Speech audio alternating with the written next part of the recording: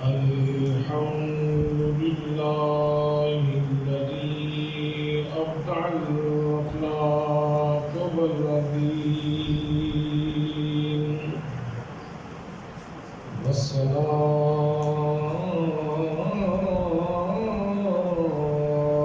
والسلام على من كان نبيا وآدم بين الماء والطين وعلى آله وأصحابه أجمعين. أما بعد فأعوذ بالله من الشيطان الرجيم. بسم الله الرحمن الرحيم.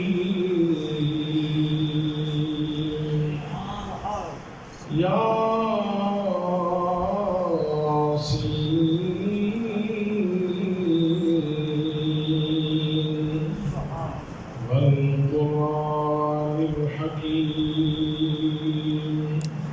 إنك لمن المرسلين. صدق الله مولانا العظيم وصدق رسوله النبي الكريم الأمين الرؤوف الرحيم. الصلاة والسلام عليك يا سيدي يا رسول الله وعلى آلك وأصحابك يا سيدي يا حبيب الله.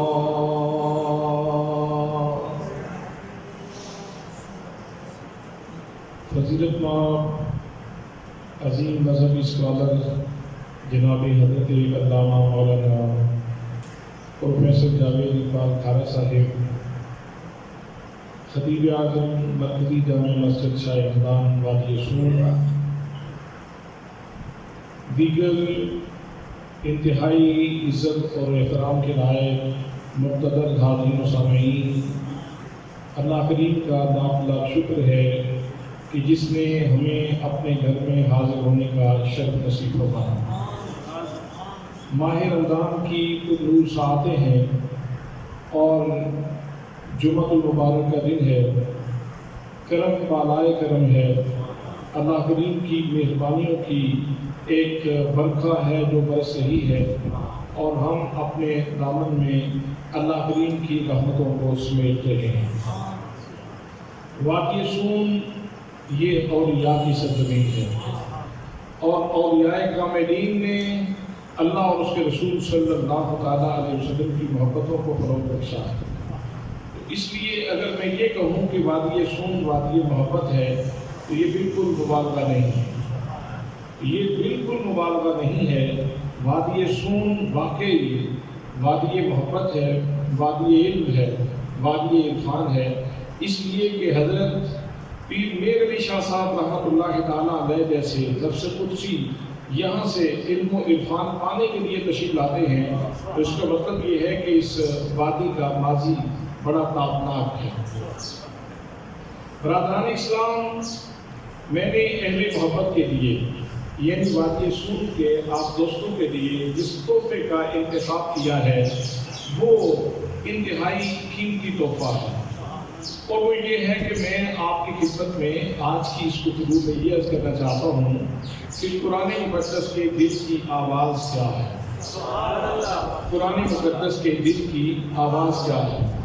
اللہ کریم نے جتنے صحائف اور جتنی کتابیں نازل فرمائیں، ان سب میں جس کتاب کو سب سے زیادہ فضیلت، مرتبہ، مقام حاصل ہے کہ وہ حضور صلی اللہ تعالیٰ علیہ وسلم کے سینہ بے سینہ کے اوپر اللہ کریم نے نازل فرمائی ہے. اگر نفس کلام کے اعتبار سے دیکھا جائے تو ساری کتابیں اللہ کا کلام ہیں، لیکن اگر قرآن مقدس کی جامعیت کو دیکھا جائے اور پھر اس کے نزول کے انداز کو دیکھا جائے اور جس ظرف کے لیے اس کو منتخب کیا گیا ہے، اگر اس کو دیکھا جائے تو پھر یہ کتاب ساری کتابوں سے افضل اور ساری کتابوں سے فضیلت رکھتی ہے. تو قرآن مقدس کی کوئی بھی سورہ مبارکہ ہو، اس کے اندر ہدایت ہے، اس کے اندر روشنی ہے، اس کے اندر نور کا سامان موجود ہے، لیکن سورہ یاسین کے بارے میں حضور صلی اللہ علیہ وسلم نے ارشاد فرمایا یاسین قرآن کا دل ہے، یاسین قرآن کا دل ہے۔ فرمایا ہر چیز کا ایک دل ہوتا ہے، اور قرآن مقدس کا دل سورہ یاسین ہے۔ اور ساتھ یہ ارشاد فرمایا میں یہ چاہتا ہوں کہ میری امت کا جو بھی انسان ہے اس کا دل قرآن کے دل سے منور ہو، اس کے دل میں سورہ یاسین موجود ہو۔ اس لیے اگر آپ کو سورہ یاسین یاد ہے تو یہ آپ کے لیے انتہائی سعادت مندی اور فروغ مندی کی بات ہے، اور اگر آپ کو یاد نہ ہو تو ایک ایک سطر یاد کرنا شروع کر دیں۔ اگر یاد ہو گئی تو سبحان اللہ، اور اگر یاد نہیں بھی ہوتی اور انسان کی موت آ جاتی ہے تو پڑھتے ہوئے موت آ جانا یہ شہادت کی موت، یہ شہادت کی موت ہے۔ حضرات محترم، سورہ یاسین کے بارے میں میرے آقا کریم صلی اللہ علیہ وسلم کا ارشاد گرامی ہے، فرمایا جو بندہ رات کو سورہ یاسین پڑھ کے سوتا ہے تو صبح جب وہ اٹھتا ہے تو سارے گناہوں سے پاک صاف ہوتا ہے، اللہ کریم اس کے سارے گناہوں کو معاف کرتا ہے۔ سبحان اللہ۔ ایک جگہ پہ ارشاد فرمایا جو بندہ سورہ یاسین پڑھے گا تو اللہ کریم اس کے سارے صغیرہ و کبیرہ گناہ معاف فرماتا ہے۔ اس کا مطلب یہ ہے کہ جیسے جسم کے اوپر میل لگ جائے تو ہم غسل کرتے ہیں اور ساری میل کو جو ہے اتر جاتی ہے، اسی طرح اگر گناہوں سے دامن آلودہ ہو جائے اور انسان کو ندامت ہو کہ میں تو بہت گناہگار ہوں، تو اس کے لیے یہ نسخہ کیمیا ہے کہ رات کو قرآن مقدس کا دل کھولیں اور اپنے دل میں اس کو اتاریں، اور قلبی آمادگی کے ساتھ اور اللہ کریم کے خوف کے ساتھ اور اللہ کریم کی محبت سے مادہ مان ہو کر آپ سورہ یاسین کی تلاوت فرمائیں۔ صبح اٹھیں گے تو میرے آقا کے فرمان کے مطابق اللہ کریم آپ کے سارے گناہوں کو معاف فرما دے۔ ایک جگہ پہ حضور صلی اللہ علیہ وآلہ وسلم نے ارشاد فرمایا ایک دفعہ سورہ یاسین پڑھی جائے تو گویا 10 قرآن پاک پڑھنی ہے، یعنی 10 قرآن پاک کا ثواب اللہ کریم عطا فرماتا ہے۔ سورہ یاسین پڑھنے میں کتنی دیر لگتی ہے؟ حفاظت قرآن سے کچھ آپ خود پڑھتے رہتے ہیں، آپ کا سورہ یاسین کی تلاوت کرتے رہتے ہیں، وقت کتنا لگتا ہے، لیکن اللہ کی عنایت کتنی ہوتی ہے کہ ایک دفعہ پڑھیں تو آپ کو 10 قرآن پاک کا ثواب ملتا ہے۔ اور پھر ماہ رمضان کی گھڑیاں، اس میں تو اللہ کریم کا جو عطا فرمانے کا نظام ہے، اللہ کی رحمتوں کے بانٹنے کا جو انداز ہے، اس میں کئی گنا اضافہ ہو جاتا ہے۔ فرمایا اگر کوئی نوافل ادا کرتا ہے تو اس کو فرضوں کے برابر ثواب ملتا ہے، اور اگر کوئی فرض ادا کرتا ہے تو ایک فرض کا ثواب اسے 70 گنا زیادہ ملتا ہے۔ اب ذرا آپ ضرب تقسیم کے یہاں چونکہ پڑھے لکھے لوگ ہیں، ضرب تقسیم کے آپ ماہر ہیں، ایک دفعہ یاسین پڑھو تو عام حالات میں 10 قرآن پاک پڑھنے کے ساتھ، اور اگر اس 10 کو 70 گنا کر لیا جائے، اگر ماہ رمضان ہے اس میں پڑھیں گے تو یقیناً اللہ کریم کی رحمت کئی گناہوں کا ملے گی، تو گویا ایک دفعہ ماہ رمضان میں ایک دفعہ سورہ یاسین پڑھنے سے 700 قرآن پاک پڑھنے کا ثواب ملے گا، 700 قرآن پاک پڑھنے کا ثواب ملے گا۔ حضرت امام قرطبی رحمۃ اللہ تعالیٰ علیہ کی تفسیر میں الجامع لاحکام القرآن میں نے یہ روایت پڑھی ہے، آپ نے کسی بزرگ کے حوالے سے یا نبی کریم صلی اللہ تعالیٰ علیہ وسلم کے حوالے سے یہ روایت ذکر فرمائی ہے، مجھے اس وقت اس کی سند اثبت نہیں ہے۔ آپ ارشاد فرماتے ہیں کہ اگر سورہ یاسین پڑھی جائے تو 20 حجوں کا ثواب ملتا ہے۔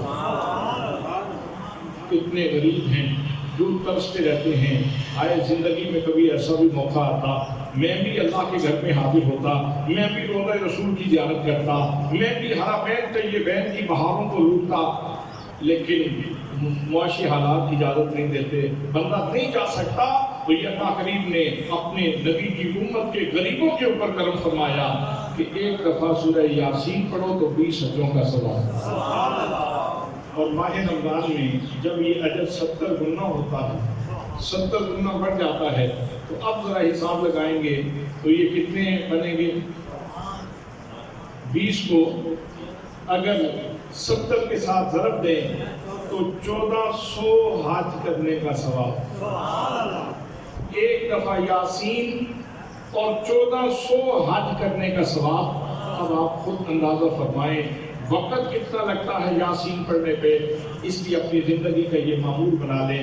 رمضان کی جتنی گھڑیاں باقی ہیں، جتنی ساعتیں باقی ہیں، ان کو ضائع مت کیجیے۔ رات کو سونے سے پہلے ایک دفعہ یاسین پڑھ لیجیے، صبح سویرے اٹھو نماز سے پہلے ایک دفعہ سورہ یاسین پڑھ لو، نماز کے بعد سورہ یاسین پڑھ لو۔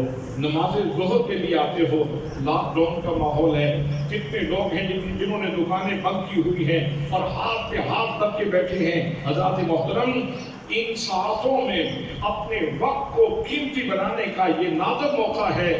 آپ نماز پڑھنے کے لیے آ گئے ہیں، نماز کے اوپر جتنا وقت لگ گیا، 5 سے 6 منٹ 7 منٹ مزید لگ جائیں گے، مسجد میں بیٹھ کے سورہ یاسین پڑھ لیجیے۔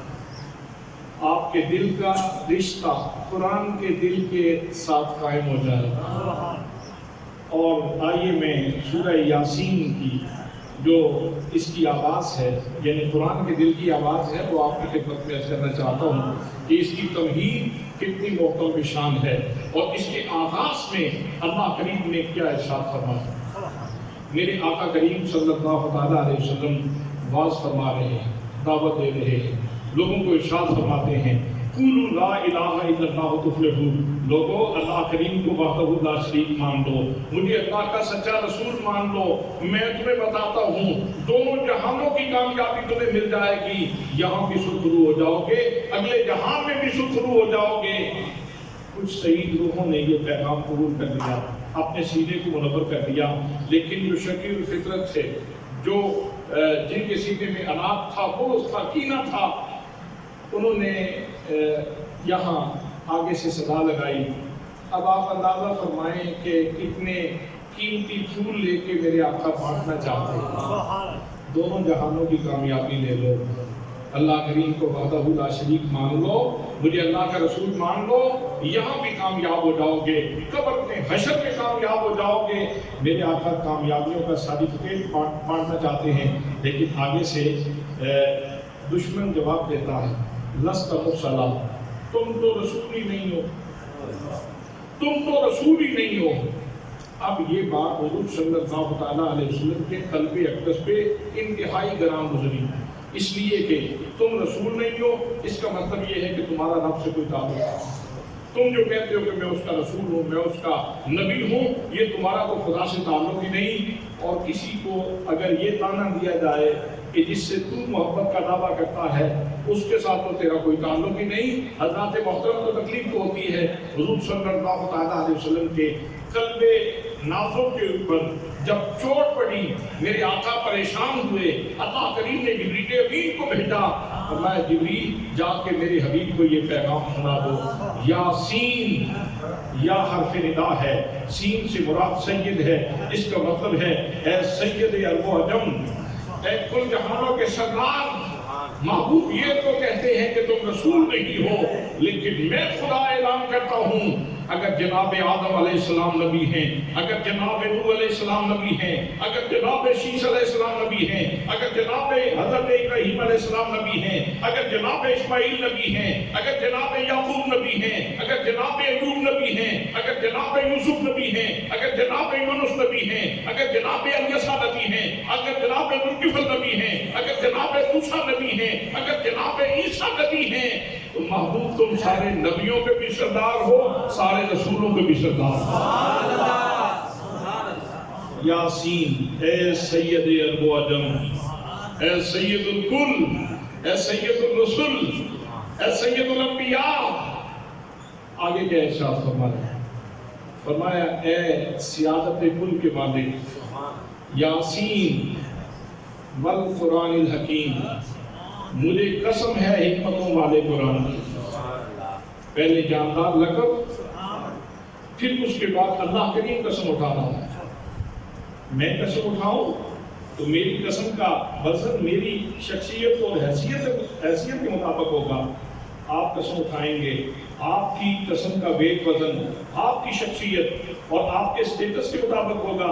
حضرات محترم، یہاں قسم کوئی ولی نہیں اٹھا رہا، یہاں قسم کوئی دوست نہیں اٹھا رہا، یہاں قسم کوئی کتب نہیں اٹھا رہا، یہاں قسم کوئی صحابی نہیں اٹھا رہا، یہاں قسم کوئی نبی نہیں اٹھا رہا، یہاں قسم کوئی اولو العزم رسول نہیں اٹھا رہا، یہاں نبی پاک قسم نہیں اٹھا رہے.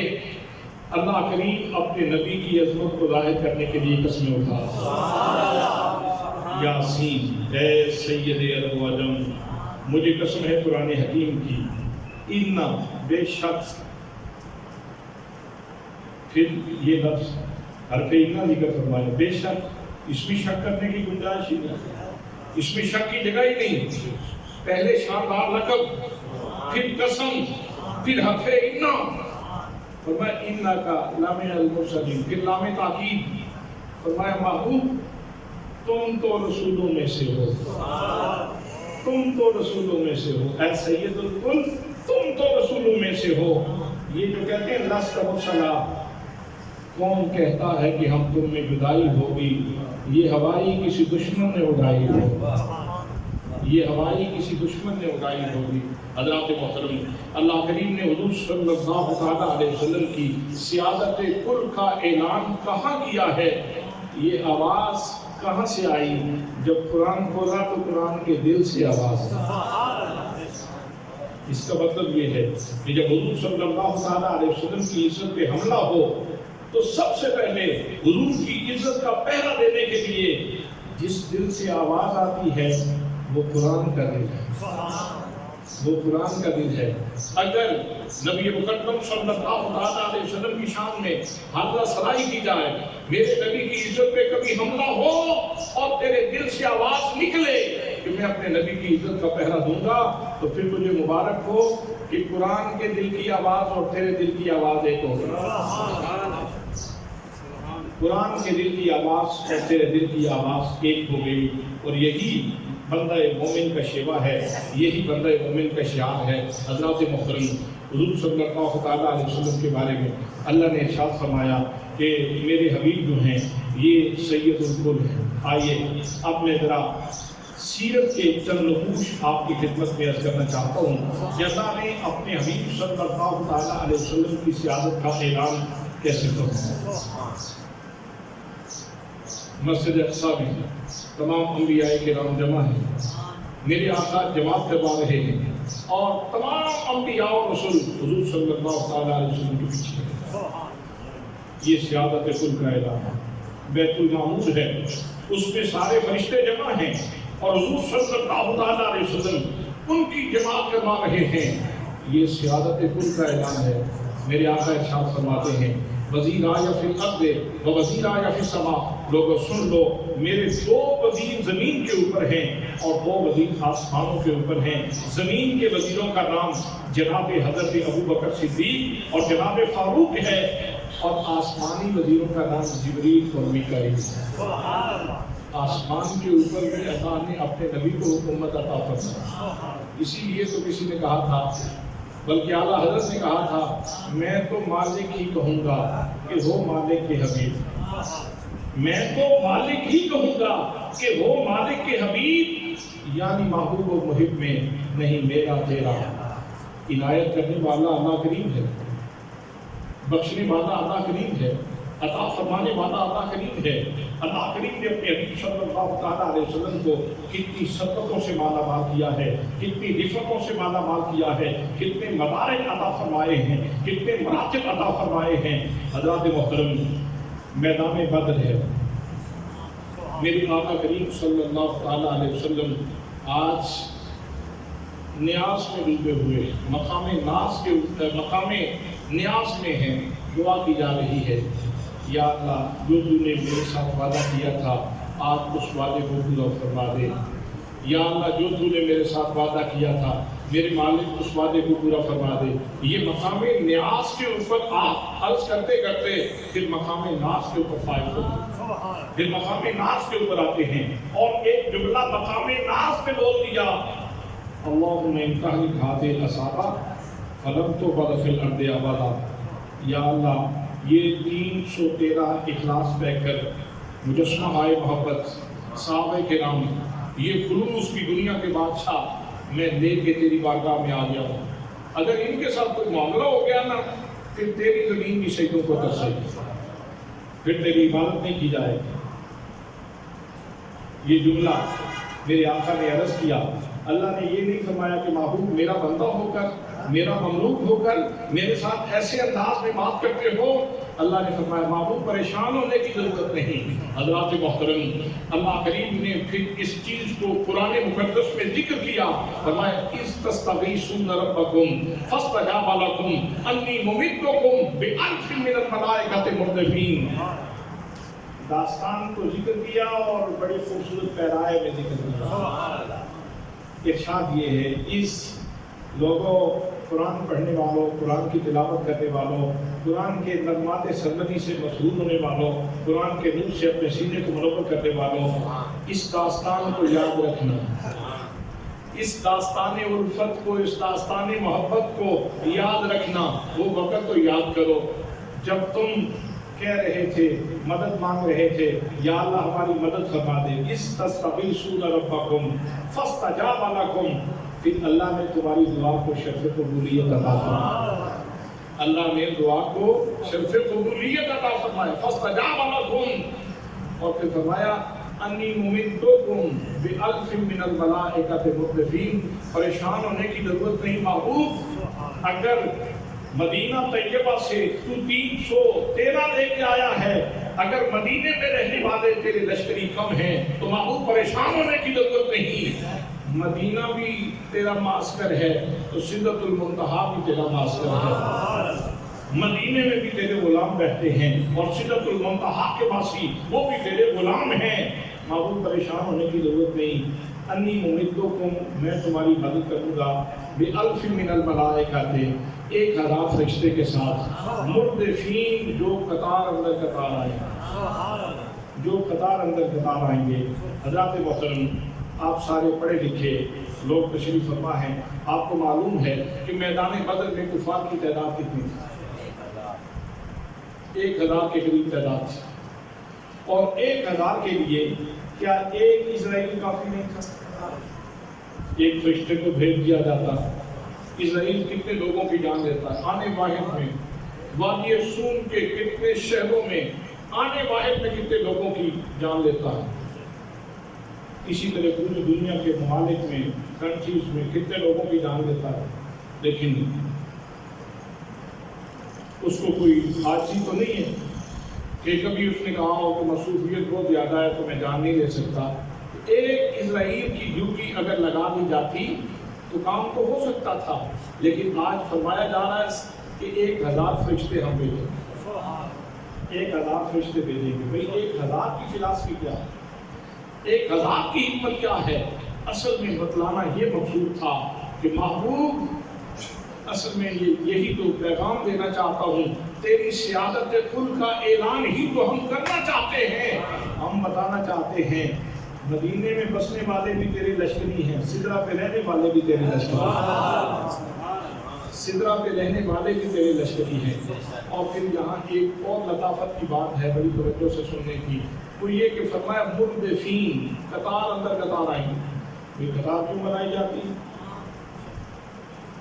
قطار کی فلاسفی یہ ہے جھگڑا نہ ہو, ایک وجہ لفڑا نہ ہو, دکن پیل نہ ہو, کہیں دیگر کشتی نہ ہو جائے, اس لیے قطار بنائی جاتی ہے.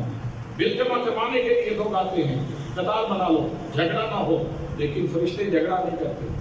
فرشتے اس طرح دیگر کشتی نہیں کرتے. حضرات محترم وہاں 1000 فرشتوں کے لیے وہاں جھگڑے کا کوئی خطرہ ہی نہیں ہے. تو قطار بنانے کی دوسری وجہ یہ ہے کوئی بڑی شخصیت آ جائے تو اعلان کر دیا جاتا ہے بھئی سارے ملے لیکن قطار بنا لو تاکہ بزرگوں کا ادب بھی قائم رہے, بزرگوں کا ادب بھی قائم رہے اور تمہاری ملاقات بھی ہو جائے.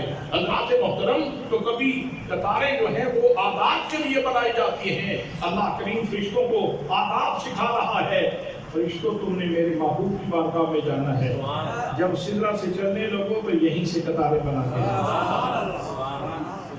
آپ اس قطار کے اوپر نظر ڈالو گے تو تیری روح سرشار ہو جائے گی محبت رسول سے، الفت رسول سے، عظمت رسول سے، کہ وہاں سے کوئی قطار بنانی تھی، 10 میٹر جب قریب آ جاتے تو وہاں سے قطار بنا لی جاتی، آسمان اول سے قطار بنا لی جاتی، آسمان دوم سے قطار بنا لی جاتی، لیکن سدرۃ المنتہا سے چلنے والے فرشتوں کو کہا جا رہا ہے کہ قطار اندر قطار جاؤ تاکہ پوری دنیا کو پتہ چل جائے، آسمان کے واسیوں کو بھی پتہ چل جائے اور زمین کے واسیوں کو بھی پتہ چل جائے کہ مصطفیٰ کی بارگاہ وہ ہے آسمان والے بھی جس کا عبادت کرتے ہیں، زمین والے بھی جس کا عبادت کرتے ہیں۔ حضرات محترم ارشاد فرمایا یاسین اے سید ارب و عجم۔ بہت سارے پہلو ہیں، وقت ختم ہو رہا ہے۔ اللہ نے اپنے نبی پاک صلی اللہ علیہ وسلم کی سیادت کا اعلان کئی جہتوں سے کیا ہے۔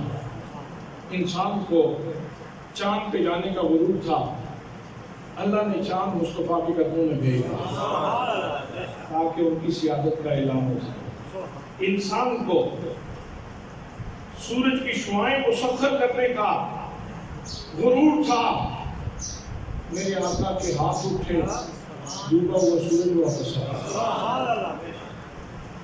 میدان بدر میں حضرت معاذ کا بازو ٹوٹ گیا، ہڈی کٹ گئی، تو اس وقت تو وہ لڑتے رہے اور وہ تسمہ ایک بچ گیا تھا، اس کو پاؤں کے نیچے رکھا اور تسمہ توڑ کے پھینک دیا۔ بازو بہرحال انہوں نے ذہن میں رکھا کہ کہاں میرا بازو پڑا ہے۔ جب جنگ ختم ہوئی وہاں پہنچے، بازو اٹھایا، بازو اٹھا کے حضور صلی اللہ علیہ وسلم کی خدمت کے حاضر ہو گئے۔ آج بڑے بڑے آرتھوپیڈک سرجن موجود ہیں، بڑے بڑے ماہر سرجن موجود ہیں، ہڈی کا کام کرنے والے، جوڑ کا کام کرنے والے۔ آج سائنس کو اس بات پہ غرور ہے، لیکن حضرات محترم مجھے کوئی سرجن، کوئی آرتھوپیڈک ایسا تو بتاؤ کہ جو علاج کرے تو بعد میں اس کا نشان بھی باقی نہ رہے۔ میرے آقا نے بازو پکڑا، بازو پکڑ کے اپنی جگہ پہ رکھا، گویا جب بازو اپنی جگہ پہ رکھ رہے تھے ریشے پہلے ہی منتظر تھے منشاء رسول میں ڈھل جانے کے لیے، منشاء رسول کو پورا کرنے کے لیے ریشے پہلے ہی منتظر تھے، کٹی ہوئی ہڈی پہلے ہی منتظر تھی۔ وہ چاہتے کیا ہیں؟ ایسے ہو جانا ہے، اس لیے کہ ان کی چاہت میں خدا کی چاہت ہے۔ حضرات محترم میرے آقا نے ایسا بازو جوڑ دیا، صبح قیامت تک آپ تو پیدا ہوتے رہیں گے، لیکن یہ کہتے رہیں گے ہم نے جو جوڑ جفا کیا یہ ناقص ہے، کامل ترین وہی طریقہ ہے جو مصطفیٰ نے دکھایا ہے۔ قتادہ کی آنکھ نکل گئی، بس آخری بات، حضرت قتادہ کی آنکھ نکل گئی، ڈھیلا لٹک رہا تھا، ڈھیلا ہاتھ میں پکڑ کے مصطفیٰ کی بارگاہ میں، یا رسول اللہ ڈھیلا نکل گیا۔ اب میرے آقا نے وہ اپنے ہاتھوں سے ڈھیلا پکڑا، گوشہ چشم میں رکھ دیا، اوپر سے لوابے دھر دیا۔ بڑے بڑے آئی اسپیشلسٹ پیدا ہوں گے اور حساس ترین طریقے سے علاج ہوگا، ریس کے ذریعے علاج ہوگا، شعاؤں کے ذریعے علاج ہوگا، لیکن نشان موجود رہیں گے۔ ایک آمنہ کا لال ہے جس نے علاج کیا، اصل میں وہ علاج ہی ایسا تھا کہ جہاں سے کوئی لطیف سے لطیف ریشہ بھی ٹوٹا تھا تو وہ ریشے بھی جانتے تھے کہ ان کی منشا پوری کی تو خدا کی منشا پوری ہوگی۔ جیسے ہی آنکھ کے قریب وہ ڈیلا کیا تو ریشے پہلے ہی منتظر تھے، مصطفیٰ چاہتے کیا ہیں؟ جہاں سے کوئی ریشہ ٹوٹا تھا، جہاں سے کوئی جسم کا ٹکڑا الگ ہوا تھا، وہ آپس میں ملنا شروع ہو گیا اور روشنی نور بحال ہو گیا اور حضرت قتادہ کو جہان دکھنے لگا، نظر آنے لگا۔ تو یہ رہتی دنیا تک، صبح قیامت تک حضور کی سیادت کا اعلان ہے۔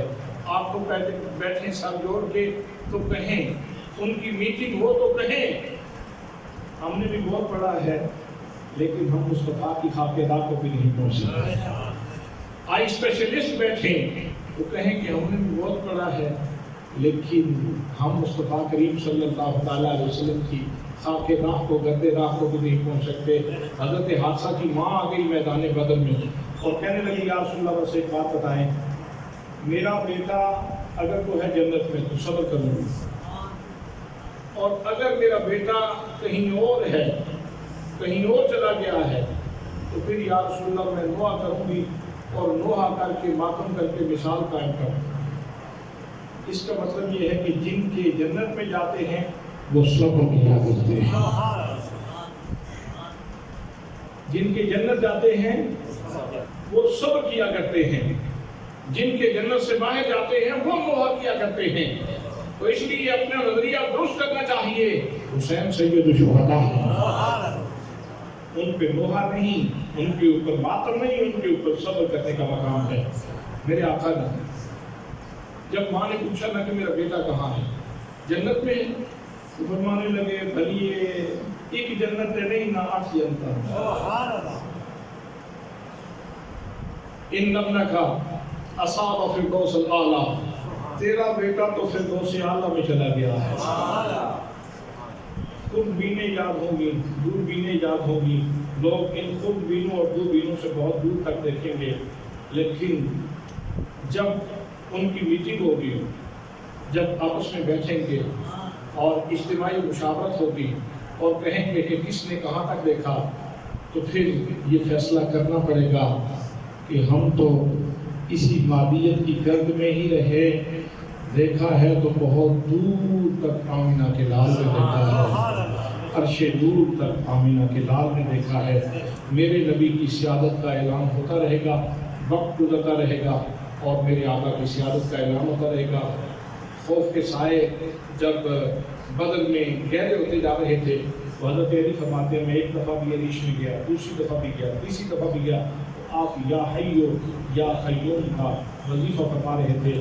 آج جب کرونا کی وجہ سے پوری دنیا کے اوپر موت کے سائے منڈلا رہے ہیں اور انسان ہراساں ہے اور سوشل ڈسٹینس کے اوپر لوگوں کو مجبور کر دیا گیا ہے، تو ایسے حالات میں زندگی بانٹنے والے رب کے نام کا وظیفہ کرو، زندگی بانٹنے والے رب کا وظیفہ کرو۔ جب موت کا سایہ گہرا ہوتا چلا جائے تو پھر اس وقت وظیفہ پڑھو، یا حیو یا قیوم، یا حیو یا قیوم، یا حیو یا قیوم۔ وآخر دعوانا ان الحمد للہ رب العالمین۔